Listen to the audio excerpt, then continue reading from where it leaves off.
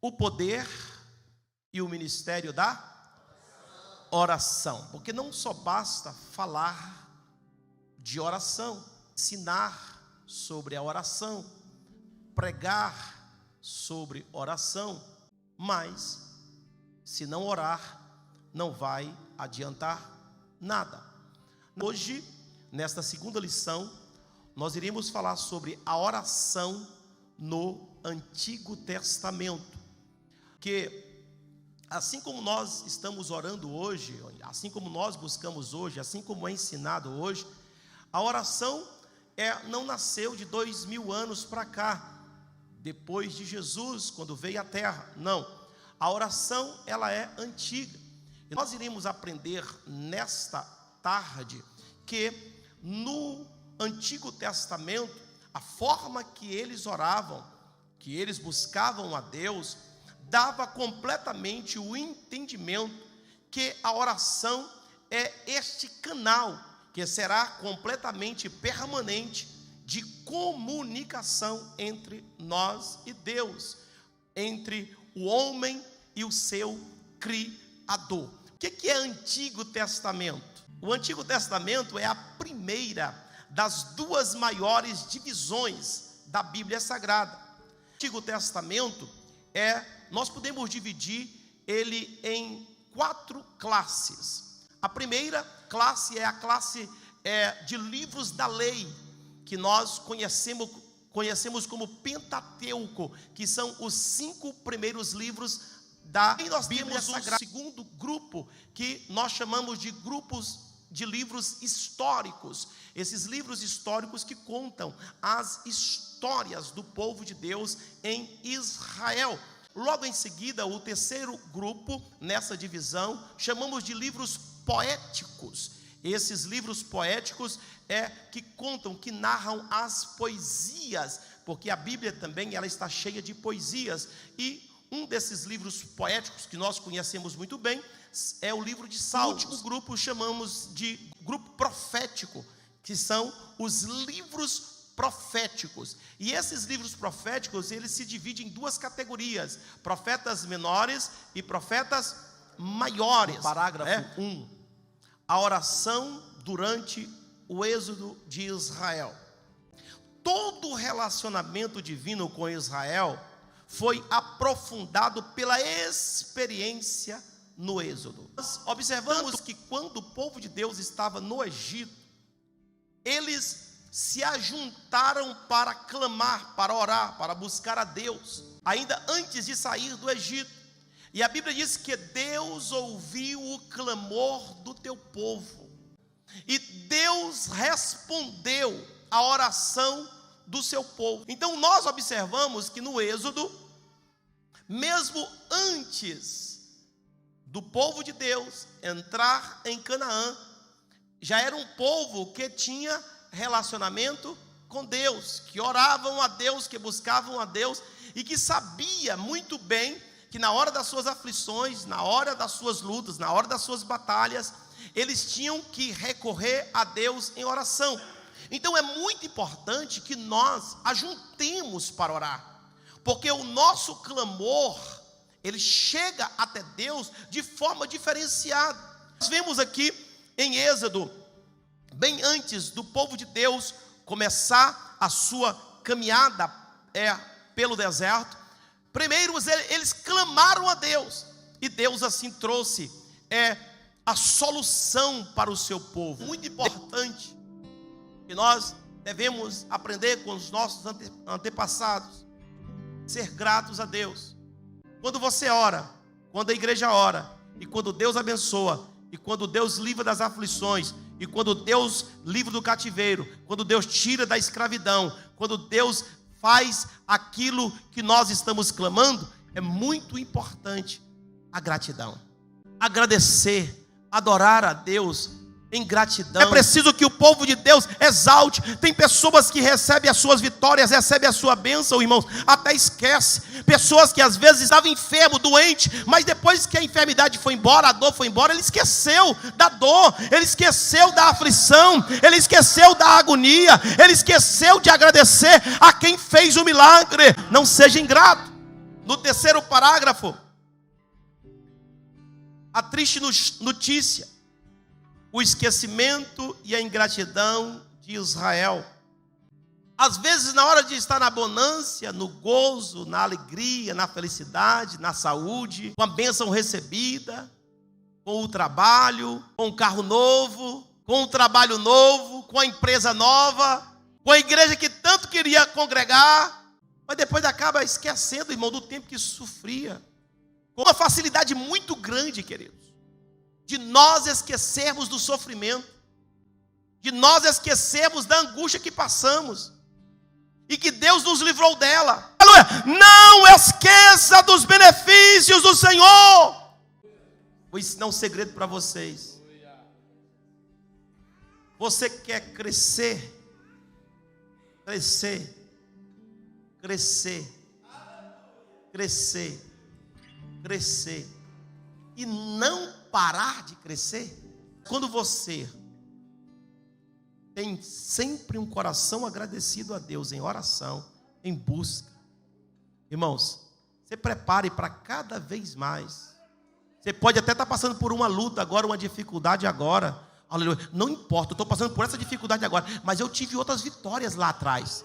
Eu vou lutar para Deus me abençoar agora, eu vou continuar orando, mas eu não vou esquecer do que Deus fez lá atrás para mim, não. Eu vou continuar agradecendo. Quando o diabo vier e disser assim: ah, você está passando por isso e por aquilo, né? Aí você diz: sim, eu estou passando por isso e por aquilo agora, mas Deus já fez coisa grande lá atrás para mim. Deus já resolveu problemas. Deus já me tirou do lago de lodo. Deus já fez coisas terríveis para me abençoar. Tópico 2. Nesse primeiro parágrafo do tópico 2, a oração como fator decisivo no ministério profético. Irmãos, os profetas de Deus, nos momentos que eles precisavam de algo forte, algo para dar para o seu povo, algo para a nação, algo para o rei, ele sempre recorria a Deus em oração. Um profeta, irmãos, que não ora, é chamado de quê?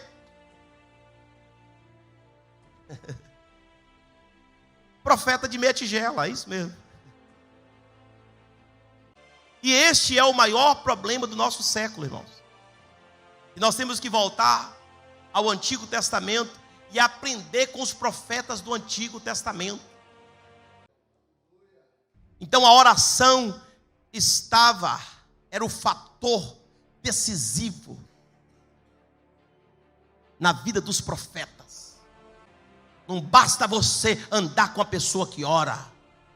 Não basta você ter conhecimento com alguém que tem comunhão com Deus. É preciso que você tenha também comunhão com Deus. É preciso que você ore também. É preciso que você busque também.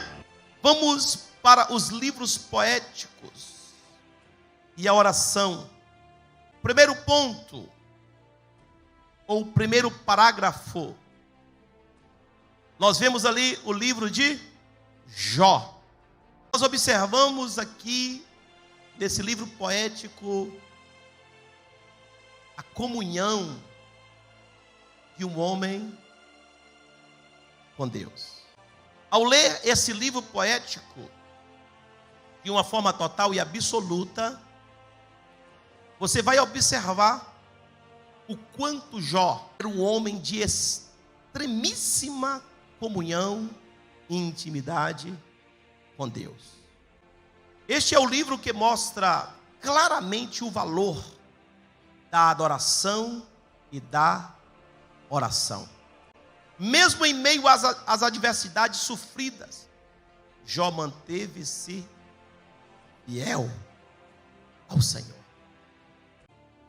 Porque, na verdade, eu não te conheço, não é na hora que você está bem. Conhecer mesmo a pessoa é na hora que vai tudo mal. Na hora da adversidade. Você sabe o que Jó disse o livro de Jó? Eu achei interessante, com o pastor Wanderson, viu? meu querido presbítero Romeu. Eu achei interessante que Jó diz assim: Deus pegou no colarinho da minha camisa com tanta força que amarrotou o colarinho da minha camisa. Jó não atribuiu ao diabo, não atribuiu a ninguém, irmãos. Ele disse: eu estou nessa situação é porque Deus está permitindo. Porque se Deus não tivesse permitindo, nada disso estava me acontecendo. Ele está permitindo isso. Jó sabia, estava consciente que Deus estava no controle de todas as coisas. Jó tinha certeza, disse: olha, se eu adorei Ele em tanta bonança, em tanta riqueza, em tanta fartura, por que agora eu vou deixar de adorar? Porque nu eu saí do ventre da minha mãe, e nu para lá eu voltarei. Bendito seja o nome dEle. Ele merece honra, glória e louvor. Ele me deu, Ele tirou. Aleluia. Se Ele quiser me dar de novo, Ele me dá. Se Ele quiser tirar, Ele tira. Ele me deu a vida, Ele pode tirar a vida. Ele me deu o corpo, Ele pode fazer do meu corpo o que Ele quiser. Ele é Deus, a honra é para Ele, a glória é para Ele, o louvor é para Ele, a exaltação é para Ele. Eu não estou nem aí, eu quero dar glória a Deus, eu não vou murmurar. Enquanto Jó era rico, enquanto Jó era sadio, enquanto Jó tinha tudo, eles só tinham palavras bonitas, estavam ali. Mas agora não, você tem pecado, você está errado, você está nessa situação, você amaldiçoa, só acusadores. Mas Jó teve o que eu chamo de uma das maiores características da vida de um ser humano: resistência, persistência. Alguém disse: se eu fosse você, eu amaldiçoava esse Deus seu e morria. Ele ali, ó. Olha para você ver o que é a oração. No capítulo 42, alguém que tem comunhão com Deus, a Bíblia diz que Jó começou a orar. Sabe por quem? Para quem? Orar pelos que falaram mal dele. Orar por aqueles que se diziam amigo dele, que não era amigo, que no tempo da dificuldade de Jó, foram jogar pedra em Jó.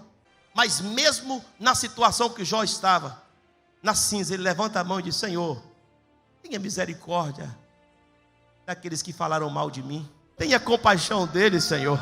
Alcança eles com a tua misericórdia. Eles estão pior do que eu, Senhor. Eu estou aqui na cinza, todo ferido, todo machucado, todo arrebentado, perdi tudo.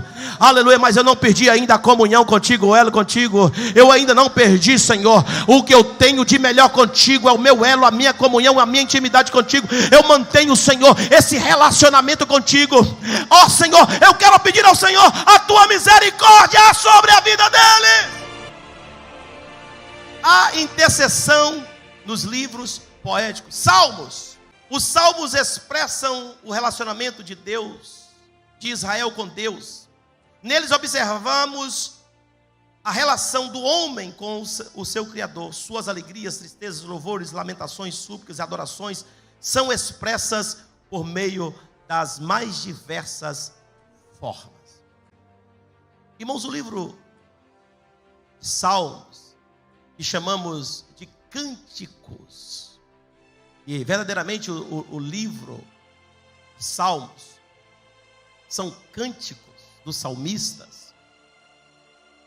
Nós podemos observar que nos Salmos, lá nós iremos encontrar muitas orações. A maioria dos Salmos são orações em forma de canções. E os salmistas expressavam a sua devoção a Deus, a sua oração, a sua intercessão, através da adoração.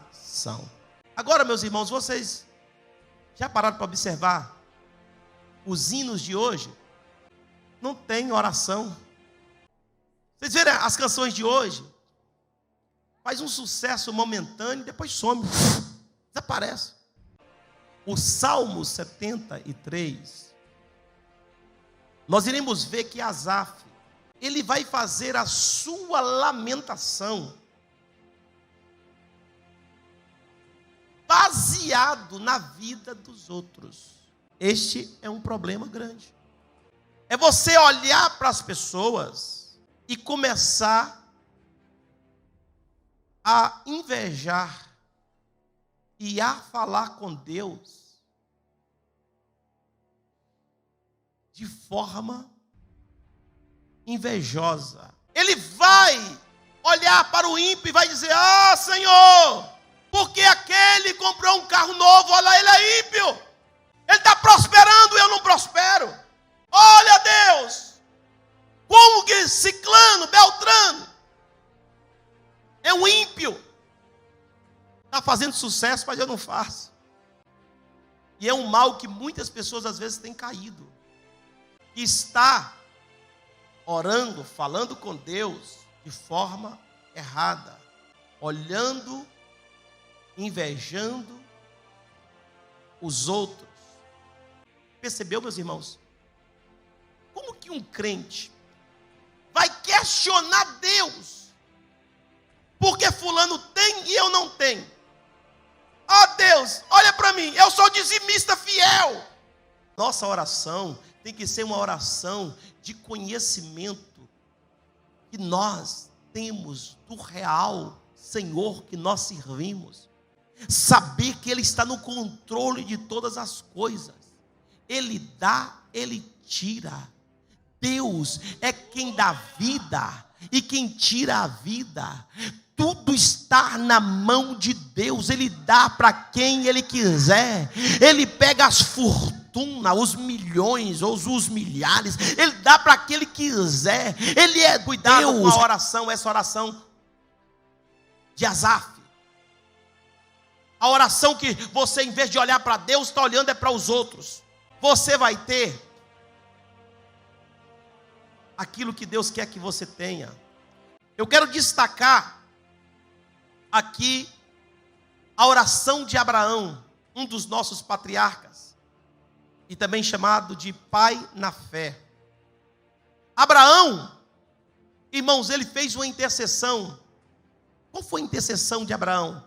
A Bíblia diz que Deus sentenciou Sodoma e Gomorra.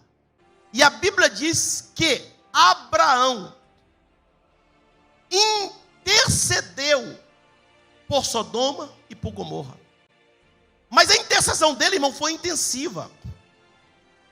A intercessão de Abraão foi uma intercessão, uma busca de luta com Deus. Por quem? Por duas cidades, mas cidades ruins, cidades que viraram as costas para Deus, cidades que verdadeiramente estava abominando a Deus. O que nós podemos aprender aqui, queridos? Nós precisamos interceder, orar como Abraão. Interceder por quem a gente sabe que não merece. Interceder por alguém que a gente sabe que já está sentenciado. Interceder e clamar, aleluia, por um povo que a gente sabe que está caminhando para o inferno. Interceder por alguém que a gente sabe que está fazendo errado, mas só que nós temos um amor tão grande no nosso coração por essas pessoas, que nós temos que interceder por elas, clamar por elas, pedir misericórdia a Deus por elas. Deus vai atender a oração. A Bíblia diz que Deus atendeu a oração de Abraão. Foi procurar de acordo com o pedido dele, mas não encontrou. Intercessão do patriarca. Devemos aprender alguma coisa Deus vai fazer. Segundo destaque, para uma outra oração poderosa, a oração de Moisés. A Bíblia diz que Deus ficou tão irado que veio trazer o juízo antes da hora, antes do momento com o povo de Israel. O pecado foi tão terrível que Deus disse: eu vou exterminar esse povo. Quando Moisés chega, Moisés estava onde? Na oração. 40 dias e 40 noites jejuando e orando. Quem está na oração, irmãos, não vai se curvar diante de outro Deus, não. Quando Moisés chega, está aí a coisa acontecendo. Aí Deus disse: olha, Moisés, vem cá, afasta aqui um pouquinho. Eu vou matar todo mundo e de você eu vou fazer uma outra nação. Irmão, que proposta maravilhosa. Pensou? Olha, esse povo não presta. Agora você não, você é bom, você presta. Vou fazer de você uma nova nação. Rapaz, é de levantar o peito e de se orgulhar. Mas Moisés disse: não, Senhor, não faça isso. Eu quero te pedir a tua misericórdia sobre esse povo. Eu te pedia compaixão sobre este povo. Aí Deus disse, não, eu não vou fazer, eu estou zangado com esse povo. Aí Moisés disse, então faz o seguinte, me mata junto com eles. Apaga o meu nome do livro da vida, Senhor. Me leva junto. Compreenderam, meus irmãos, a intercessão de alguém que ora por um povo rebelde. Nós, a igreja, a DEF, é uma igreja que é para levantar em oração pelo povo rebelde, pelo povo que está lá fora, pelos ímpios, por aqueles que não querem Deus, por aqueles que estão seguindo Fátima, por aqueles que estão seguindo imagens. Clame, busque, vamos orar, vamos alcançar, vamos aprender com a oração do Antigo Testamento, vamos aprender com os nossos patriarcas, porque certamente Deus vai nos abençoar.